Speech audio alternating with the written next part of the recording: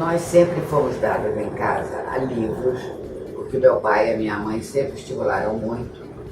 E o meu pai tinha uma impressora, que naquela época era uma tipografia, uma gráfica e tipografia, que ainda não existiam as editoras, grandes editoras nem nada. Então ele também era muito ligado a tudo que era impresso.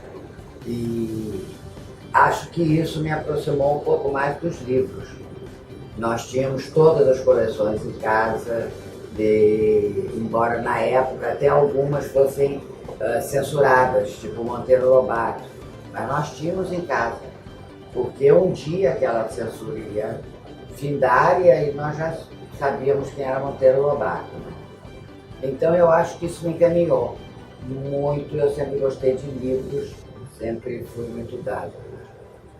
E o colégio que eu também estudei, também os dois colégios foram importantes, porque um era o Jacobina, que eu fiz o primário, e eles também estimulavam, tinha uma biblioteca muito grande já, aquele salão todo da frente do prédio do Jacobina era uma biblioteca, e depois fiz o Notre Dame, o colégio Notre Dame. Sou bibliotecária, estudei música, mas larguei música pelo caminho, não fiz nada com ela. Estudei com Vila aqui pertinho. Entrei na biblioteconomia por acaso, sem saber porquê. E fiquei.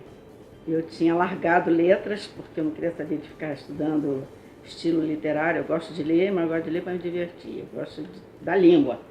Eu fazia anglo-germânicas. Anglo-germânica era o rebotalho. O bacana era letras clássicas. Depois vinha neolatinas, né? Aí o curso de inglês era excelente. Uma professora inglesa com doutorado na Alemanha, Miss Hull, com as assistentes maravilhosas, que depois uma delas acabou sendo titular lá do fundão, que é a Ila Gomes, maravilhosa. Pessoal de gramática, maravilhoso. Mas de alemão a professora era bonitinha, olhos azuis, assistente. A gente perguntava, nariz é masculino ou feminino? Ah, deixa eu olhar. Então era nesse nível. Fui aluna da Cleonice Berardinelli, que estava substituindo o professor, o catedrático, que tinha sido indicado para ser cônsul em Portugal, maravilhosa, mas assim mesmo larguei o curso. Aí onde uma amiga minha, do liceu, que era bibliotecária, por que você vai fazer biblioteconomia? Atravessei a Bahia, era o último dia, voltei, enchi a paciência do pessoal do liceu para me dar a ficha, sei lá, 47, 49, não sei, aquela ficha de acabar o segundo grau. Entrei 5 para as 3, entrei na Biblioteca Nacional, a inscrição terminava 3 horas, foi assim que eu entrei. A forma de ingresso era um vestibular. Tinha História da Literatura, tinha inglês, não me lembro se tinha francês, português, acho que era isso. Tinha o professor, acho que era Ivani, né, que dava organização, administração de biblioteca. E todo ano a gente já sabia, tinha que ler estudos sobre o método de Descartes. Tinha um professor que dava obras de referência, aí esse era muito engraçado, porque essa minha amiga que disse, vai fazer biblioteconomia? Tinha todo o material, e ele dava as provas exatamente iguais. Então era fácil a gente tirar 10, porque as provas eram exatamente iguais. A gente tinha as provas e a gente fazia as provas, né? E aí tinha uma coisa que era assim, Paul Otlet e La Fontaine criaram o Instituto Nacional de Bibliografia, que depois foi a Federação Internacional de Documentação.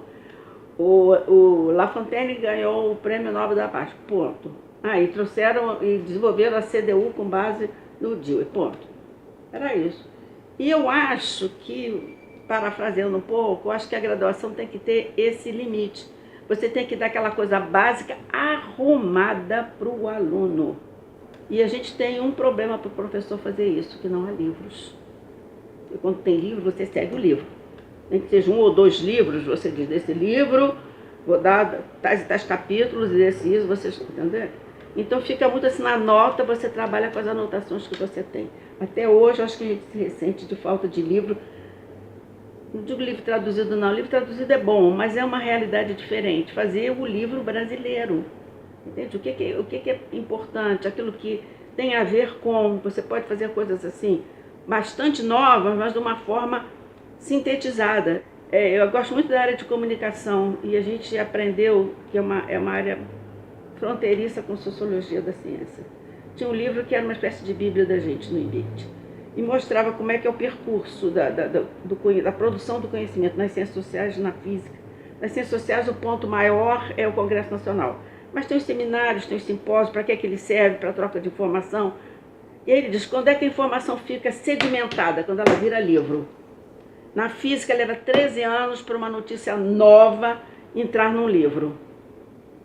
Entende? O livro tem informação sedimentada, o artigo tem informação atomizada. Se o professor não tiver capacidade de fazer síntese e o aluno não anotar, porque não está escrito em livro nenhum, então, pelo menos, a gente no curso tinha isso, aquela coisa arrumadinha, isso é isso, aquilo, aquilo, aquilo, aquilo. Você saía com a cabeça arrumada, né?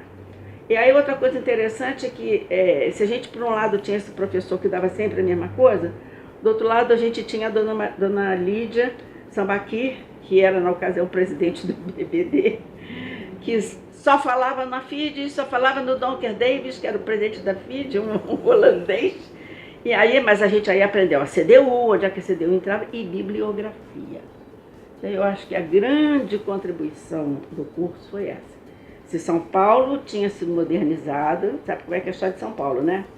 Aqueles americanos vieram, deram um cursinho, aí as brasileiras todas eram assim, dentistas, formadas em direito, eram pessoal de primeira linha, assim, top de linha da sociedade paulista. Fizeram mestrado lá, que era uma coisa simples, a gente achava que era uma coisa. Porque o mestrado nos Estados Unidos é o primeiro grau, né? Você sai do college, você não há nada. Aí você faz o primeiro graduado. O primeiro graduado é mestrado, graduate. É mestrado, depois tem o doutorado. Então a profissão vem depois do college. Então, elas foram lá, fizeram como se fosse uma especialização. E modernizaram o curso de biblioteconomia e o curso do Rio se beneficiou com catalogação, com as novas normas da ALA, porque até então era a Biblioteca da Vaticana, que eu tenho até hoje, acho um livro interessantíssimo. Mas São Paulo nunca entrou na bibliografia, na documentação, que é hoje a ciência da informação. Entendeu? Eu acho que esse foi o salto que a Unirio deu. Bom, eu sou de origem russa, né? Nascida no leste europeu. Né? E a guerra nos surpreendeu, meus pais foram levados para meu pai como prisioneiro, né, pelos alemães, em 43, e minha primeira infância foi num campo de trabalhos forçados na Alemanha. Foi um tempo muito difícil, de privações de todos os tipos. Quando a guerra terminou, um soldado apareceu assim uma divisão, era um italiano, e ele trazia em mãos, eu nunca tinha tido um livro, eu nunca tinha tido um brinquedo, imagina se não tinha nem comida, quanto mais livro. E ele estava com as mãos em mãos, ele trazia um livro em escrita gótica, alemã, Os Contos de Grimm. Aquilo, sem capa, não havia capa, eu tenho esse livro guardado. Ele deu para minha irmã e para mim. Então, aquele primeiro contato com o objeto encantado, eu lia já alemão, foi uma coisa realmente que mudou muito minha vida. Muito minha vida. Então, ver que eu poderia ter uma possibilidade, através da leitura, entrar em outro mundo, mundo encantado, né? Que eu não tinha. É um mundo que eu não conhecia. Então, depois que nós optamos por Brasil, por vários países abriram, nós chegamos ao Brasil no final de 49 e ficamos num lugar que agora é memória do imigrante, a Ilha das Flores. É um trabalho muito bonito da UERJ com a Marinha. E ficamos lá aguardando até meu pai conseguir um trabalho. Então, o começo foi muito difícil, porque nós não tínhamos nada, nem língua, nem nada, nem comida. Então, foram trabalhos. Minha mãe, por exemplo, é arquiteta, né? Eu vou mostrar depois uns trabalhos que ela tornou-se depois artista plástica, até da Academia de Belas Artes, como membro. e meu pai engenheiro, mas nenhum diploma de nenhum dos dois foi revalidado aqui, porque não havia condição de conseguir o original. Então, a mamãe trabalhou na parte de bordados que ela fazia, e meu pai foi trabalhar no Arsenal da Marinha, trabalhava como engenheiro e ganhava praticamente como operário, nunca se queixou. Então, meu trabalho, eu consegui uma bolsa de estudos. A minha primeira cidade foi Niterói, que eu tenho um carinho muito grande por Niterói, e depois Rio. Então, eu sempre busquei onde eu poderia colocar algum curso, algum livro, alguma coisa, e meus pais sempre incentivando muito para a leitura, né? Para a leitura. Então, eu via um livrinho, alguma coisa, já ficava. O meu interesse desde criança era ser médica. Vi aqueles filmes do Dr. Kildare e Ben Case na televisão preto e branco, né? Não sei se vocês lembram, não é do tempo de vocês, mas minha paixão era médica. Meu pai era livreiro, trabalhava na livraria Editora Guanabara, junto com Delta La Russa, na Rua do Ouvidor. Não sei se vocês têm conhecimento. E eu, quando era carnaval, ia com meu pai, minha mãe, dar uma olhada, ver se a livraria estava bem ou não. Pegávamos um bonde de Vila Isabel até a cidade, saltávamos na Rio Branco, ver aqueles blocos, e eu entrava na livraria Guanabara. Eu passeava, corria entre os livros, e nunca pensei na minha vida que eu iria trabalhar com biblioteconomia. Passado esse tempo, meu pai ficou doente, ele, além de livreiro, era sócio da livraria Editora Guanabara, Delta La Russa. Eu fui obrigada, de uma certa forma, a correr com o meu estudo, por ser a mais nova de uma família de 8, eu sou a mais nova. Então, eu fui fazer Instituto de Educação. Entrei para ser do Instituto de Educação, era o sonho dos pais naquela época. A mulher professora pelo Instituto de Educação e o filho militar. Meu pai, meu irmão, já faleceu com 52 anos, foi militar, e depois da Mulheres Negras, e saiu para trabalhar na Hamilton, depois entrou na Petrobras, também, que foi meu final. Aí eu fiz educação, depois fiz estudos sociais, através de estudos adicionais, tenho licenciatura em estudos sociais, e fiquei nisso. Uma irmã foi fazer biblioteconomia, Lia Cerqueira Pacheco, e eu fiquei pensando, quero fazer medicina. Aí fui na Gama Filho para tentar, não podia. Depois eu fui tentar letras, passei em primeiro lugar, mas estava com problemas pessoais em casa e não entrei para Gama Filho. Como a Lia estava fazendo biblioteconomia, eu ia a outras ir lá. Vamos fazer biblioteconomia também? Vamos. Aonde? Já fez FIEG. Eu gostava muito de jornalismo, mas estava se abrindo o jornalismo como carreira feminina, sabe? Ainda havia algumas poucas adesões, mas eu gostava, eu sempre tive curiosidade de saber quem é quem, o que é isto, para que, a finalidade. Então eu acho que isso sempre isso a gente só encontrava nos livros. Né? Naquela época nós só tínhamos o acesso ao livro ou ao cinema. E então eu acho que foi por esse caminho. Depois a minha mãe era amiga de Oséia Fernandes, e eu achava a Oséia o máximo de inteligência. A Oséia falava sobre todos os assuntos, a Oséia sabia tudo, ela tinha um catálogo permanentemente na cabeça. Então, acho que foi o grande passo, foi esse. E eu também nunca pensei que eu, filha de um livreiro, contador, passasse a ser biblioteconomia. E com o maior carinho, eu dediquei mais da metade da minha idade à Universidade Federal do Rio de Janeiro. Tenho muito carinho. Eu, desde pequenininha, frequentava a biblioteca escolar da escola pública onde eu estudava. As bibliotecas escolares nos anos 60 funcionavam, existiam e funcionavam. E eu era uma menina muito pobre, de família muito pobre, minha família não tinha poder aquisitivo para adquirir livros ou para oferecer alguma alternativa ao lazer de brincadeiras de rua, como eu fazia. Então ler era o meu recurso, viajar. E eu achava extraordinário aquela senhora na biblioteca e que tinha acesso aos livros antes de todo mundo, né? embora ela não fosse bibliotecária, a imagem que eu tinha era da pessoa que trabalhava na biblioteca. E foi assim, em todo o meu primeiro grau. No segundo grau eu era muito tímida, muito assim, reservada. E no segundo grau eu fiz curso técnico de redatora auxiliar, que eu ganhei uns 2 ou 3 concursos de redação no estado do Rio de Janeiro.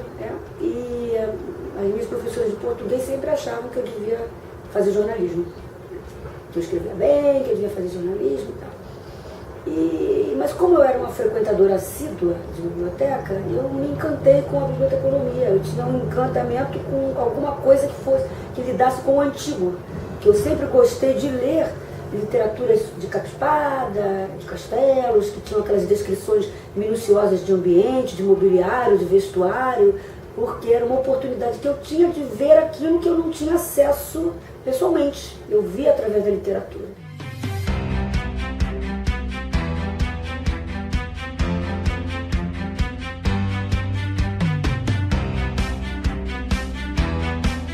Não havia concurso nessa época para as cadeiras, né?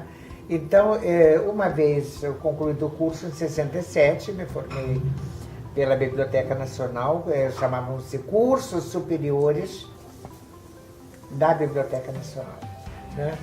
E eu me formei e recebi um convite pelo próprio diretor da Biblioteca Nacional, que era professor Adonias Filho, um grande escritor baiano, que naturalmente, como um acordo com o professor Lousada, que era o professor da História do Livro das bibliotecas, me recomendou e eu tive essa honra de ser a sua assistente, né?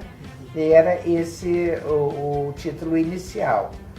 Depois houve uma migração. A migração, eu digo assim, houve uma mudança da biblioteca. Nós saímos para a rua Washington Luiz, que era um casarão. Nós saímos do porão, fomos para um casarão. O nível da entrada dos cursos era o nível da Rua do México. Portanto, não era porão. É porque não eram quadrados, não havia, eram todos ovais, ovaladas.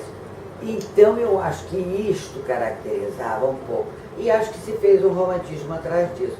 Porque não era o piso alto da biblioteca, né? Não tinha mais do que 2 metros e pouco, que naquela época até os prédios residenciais tinham 3 metros de altura, né? Então eu acho que... Mas olha, se era porão, eram muito interessantes. Depois dali nós saímos para Xavier Sigaud. No Xavier Sigaud já era a FEVIERGE, porque já era a Federação das Escolas Federais do Rio de Janeiro. E finalmente, depois, essa junção dessas escolas federais, das quais fazem parte medicina e cirurgia, museologia, arquivologia, nutrição e tantas outras, se reuniram formando a Universidade do Rio de Janeiro, né?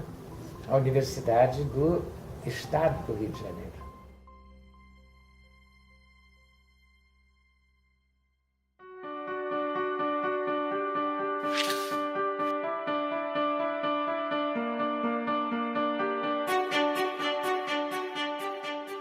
Eu fui, em princípio, em 1974, né, selecionado para ministrar disciplinas dentro da matéria, na época, sob a regência do professor, escritor acadêmico Josué Montello, literatura e referência literária.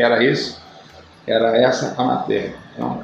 Então eu tive a oportunidade de trabalhar a partir de 74, sempre com as turmas da manhã, né? E eu tive desde cedo, quer dizer,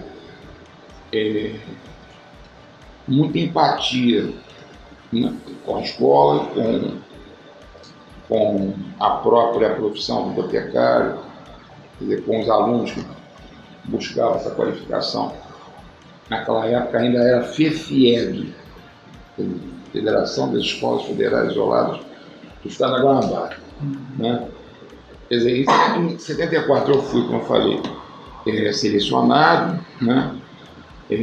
Mas eu só fui nomeado, né, em janeiro de 1975. Quer dizer, isso significa que eu estou há 41 anos, dentre outras atribuições ou atribulações, ministrando aulas para os alunos da escola de biblioteconomia. Eu exerci com muito amor as minhas disciplinas, com muito amor. Para mim, até hoje, quando eu chego ali perto da sala de aula, eu fico muito comovida e querendo entrar e talvez dar uma aula. Então, as minhas disciplinas foram História do Livro das Bibliotecas, depois recebeu o nome de Produção do Registro do Conhecimento, 1 e 2, depois voltou outra vez. História da Arte, que eu também amo de paixão, fiz vários cursos avulsos pessoalmente, sempre visitei museus, convivi com muitos artistas pessoalmente. Minha mãe tornou-se um membro da Academia de Belas Artes, pela arte dela de pintora e de escultora.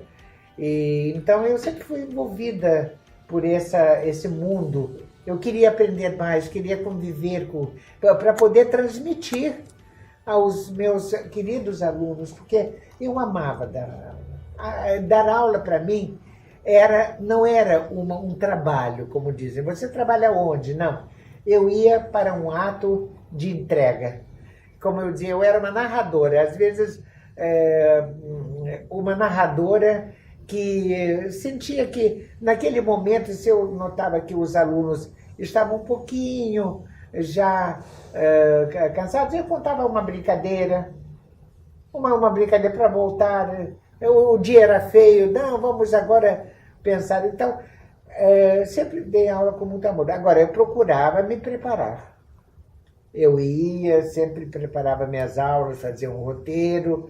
Outras disciplinas que eu tive a honra de ter sido convidada para lecionar foi Introdução à Cultura Brasileira, Introdução à Realidade Urbana Brasileira. Essas foram disciplinas que eu pude lecionar, né? Eu dei bibliografia 1, 2 e 3. Bibliografia 1 era o histórico da bibliografia que tem hoje. Bibliografia 2 eram as bases de dados. Bibliografia 3 era fontes especializadas. Juntaram-se bibliografia 2 e 3. Eu participei desse evento, mas agora eu refaria tudo isso aí para enxugar um pouco mais. Depois eu, baseado na experiência que eu tive na Petrobras, de geopolítica, gestão, informação, criado o eixo 3 da biblioteconomia recente, eu passei para o eixo 3 da biblioteconomia, gestão. E criei a disciplina Gestão, Estratégia da Informação e do Conhecimento, baseada na minha experiência. Então, a disciplina que eu mais gostei de dar foi Fontes Especializadas de Formação e Gestão do Conhecimento, que foi a disciplina que eu criei e fiquei dando até agora, 7 anos, só eu. Tem até uma historinha interessante sobre a minha experiência como acadêmica aqui na Unirio. Acho que eu já contei para alguns de vocês. Eu dou aula de História do Livro das Bibliotecas há muitos anos. Houve um tempo que eu já dei aula de classificação e catálogo alfabético de assunto, porque eu trabalhei na seção de classificação um tempo na Biblioteca Nacional, não tinha professor, e já dei aula de OAB, uma época que eu era a única professora de OAB, por conta da minha formação também na área de administração, meu mestrado em administração pública pela Fundação Getúlio Vargas.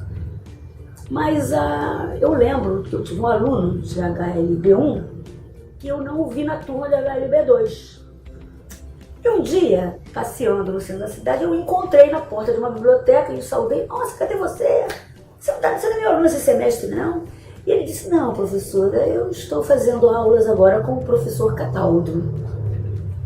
Aí eu falei, nossa, que interessante. O professor Cataldo é um ótimo professor, você vai gostar de ter aulas com ele. Professora, o professor Cataldo usa muitas imagens, ele faz muitas projeções. Eu falei, é verdade, ele tem uma técnica didática diferente da minha. Aí o aluno voltou a dizer, professora, eu ousaria dizer que o aprendiz está a superar o mestre. Aí eu olhei para ele e falei, esta é a ideia. Se o aprendiz não superar o mestre, como a ciência vai avançar?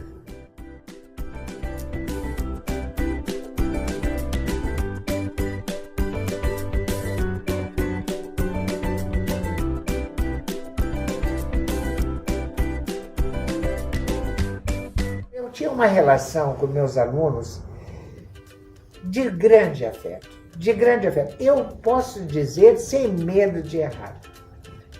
Se eu encontro alguém na rua, é alguém que vai se jogar nos meus braços, eu fico até comovida, porque isso é uma coisa, não há salário que pague. Não há salário, você conquista isso, não é? É tal coisa, você ajudou a formar tanta gente, né? Eu conheço alunos que trabalham em bibliotecas mais diversas, né? Que passam por bibliotecas universitárias, bibliotecas especificamente jurídicas, que funcionam inclusive no próprio espaço, nos espaços do Poder Judiciário. Tem alunas que são professores, são bibliotecários que atuam na biblioteca, no centro, por exemplo, no centro cultural vinculado à Academia Brasileira de Letras. Então você tem uma gama tão variada de profissionais, né, que é difícil eu te dar assim, essa resposta. Mas eu torno a frisar. Eu acho que uma aluna que realmente marcou a minha trajetória como professor,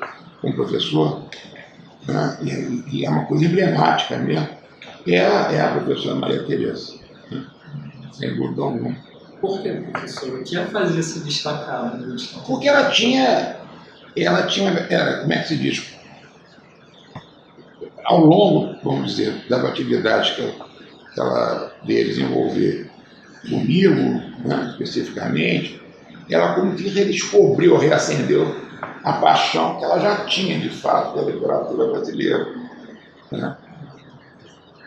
E ela tinha em mim muitas vezes assim, uma pessoa, um guia, no caso, para orientar talvez a cabeça dela um pouco melhor a escolha das obras no campo da literatura, que é brasileira e não brasileira, né?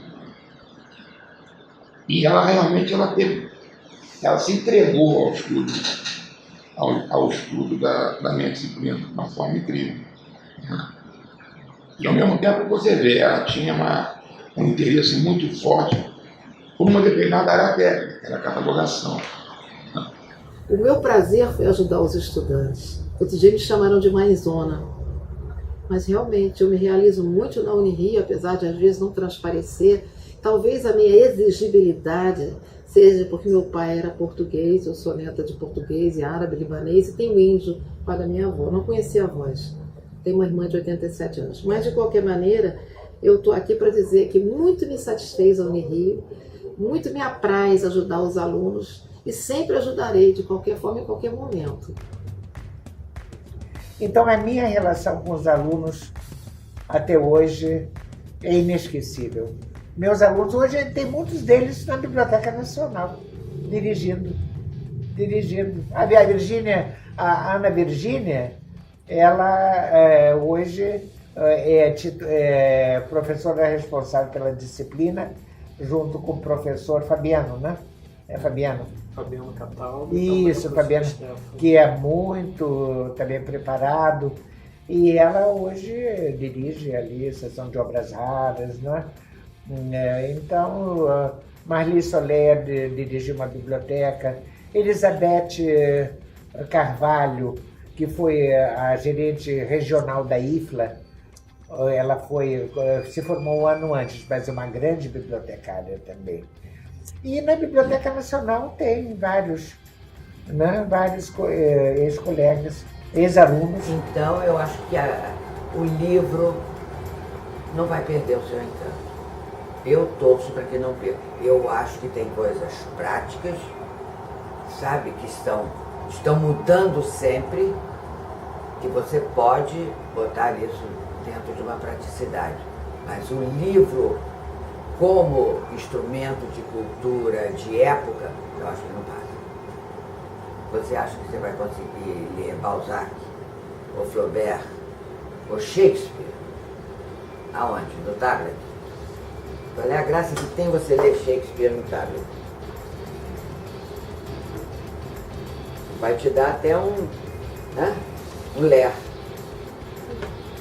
Tem nem que, não é diferente de um texto, você tem que analisar para ver as várias palavrinhas que representam ele, né? Às vezes o título já representa tudo que tem que representar. Se bem um resuminho, você bota um software que vai lá, busca por palavra e você acaba achando. Você pode ter um tesouro mais simples. Então, todo lugar você tem organização para arrumar. E que a maioria das vezes não é texto.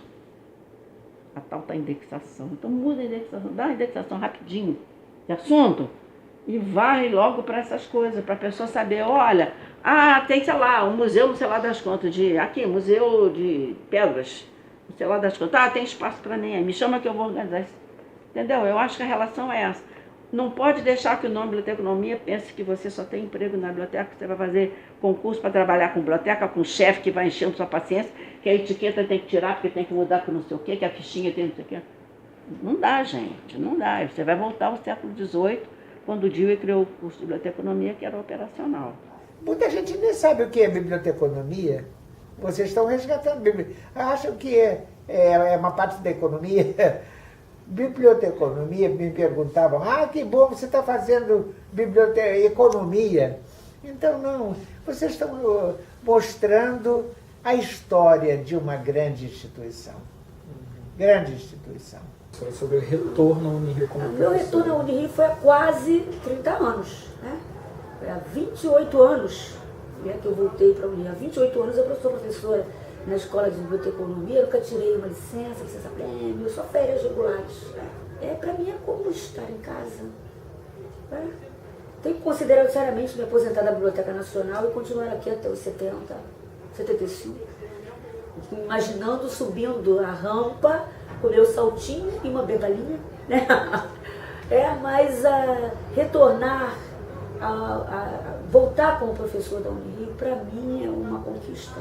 Eu encho a boca para dizer, eu sou professora da Escola de Biblioteconomia da Universidade Federal do Estado do Rio de Janeiro. Fora do Brasil, isso é um mérito inquestionável. Ser professora de uma universidade federal. Dentro do Brasil, também embora muita gente não consiga ver a importância disso. Às vezes alunos, os professores não conseguem ver o significado disso. Eu vejo alunos que entram na Unirio e não conseguem entender. Olha só, você é aluno da Universidade Federal do Estado do Rio de Janeiro. Você fez uma prova, provavelmente numa relação de 19 candidatos vaga. Você foi melhor que outros 18. Não esqueça isso. Então, para levantar o moral do aluno, para ele entender o que ele está fazendo ali, o significado dele ali. Então, essa sensação de autoconfiança que eu tento passar para os meus alunos é a mesma que eu experimento todos os dias quando eu chego na universidade. Eu não considero uma vantagem para mim pessoal ser professora da Unirio. Eu considero uma dignidade ser professora da Escola de Biblioteconomia da Unirio. Está muito fácil para os estudantes. É só você procurar na internet e você acha. Mas também saber filtrar. O desafio é que tudo não está tão palpável como a gente imaginava. Não desfazendo as bibliotecas, mas a informação tem que saber de uma boa cabeça estratégica, uma boa visão do mundo, para que você consiga compartilhar com os alunos as informações e não ficar com aquela informação do professor-aluno distante.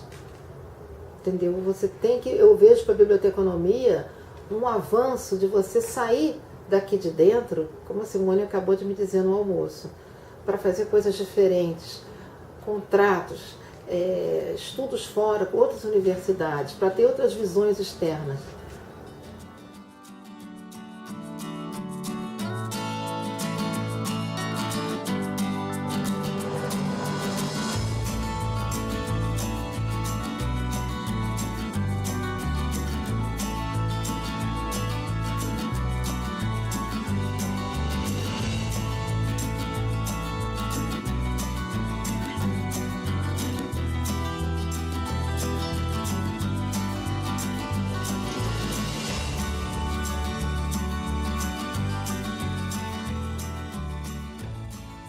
Eu queria agradecer a vocês por ter a oportunidade de conhecê-los melhor, através, já conheço o Vitor, você eu estou conhecendo agora, e conhecer essa maravilhosa pessoa que está nos assistindo. Imagina. E eu fiquei muito satisfeita em poder falar dessas pessoas todas.